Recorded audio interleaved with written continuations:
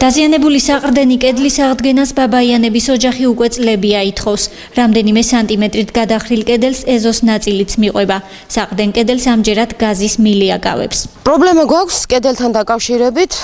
ძალიან გაფუჭებულია კედელი, ამორტიზირებულია, შუაზეა გახეთქილი და ვთხოვთ მთავრობას, გამგეობას, რომ ყურადღება მოგვაქციონ და დაგვეხმარონ. საშუალება არა გვაქვს, სოციალურად დაუცველები ვართ.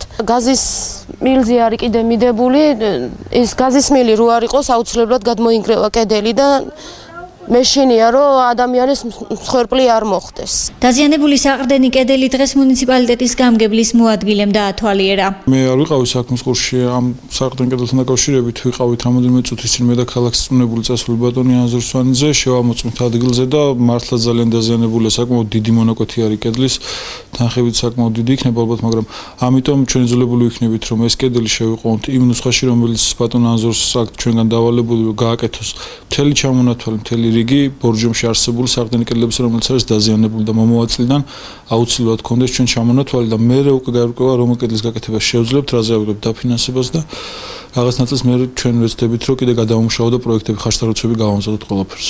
ამავე ქუჩაზე საყრდენი კედლების შეკეთებას ითხოვს კიდევ რამდენიმე ოჯახი. ჩამოშლილი ქვები მოსახლეობას გადაადგილებისას პრობლემებს უქმნის. სამჯერმა განცხადება შეტანილი არის ძალიან ავარიულ მდგომარეობაში, არანაირი გასახანი და საშუალება არ მაქვს რომ გავაკეთოთ, ვარ პენსიონარი. ბორჯომში ხოლმე ეს პრობლემა არის ყოველთვის და მაქსიმალურად, აბსოლუტურად ყველა კედელი უნდა შემიყვანონ მე ნუსხაში. არა მარტო ქალაქ ბორჯომში, მთლიანად სხვადასხვა დაბებში და სოფლებში დავალებული აქვს და უკვე იმის მიხედვით დავიწყოთ მუშაობას, რომელი კედელი გაკეთება სასწრაფოდ, გაზაფხულზე, იმიტომ რომ ეხლა უკვე გვიანია მაგისთვის მთელი რიგი პროცედურები აქვს ჩასწარებელი, რომელიც გაკეთება, რა თქმა უნდა, გაიგებენ მოსახლეობა.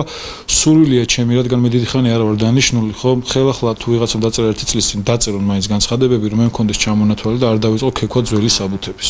აი ეს მოთხოვნაა ჩემი.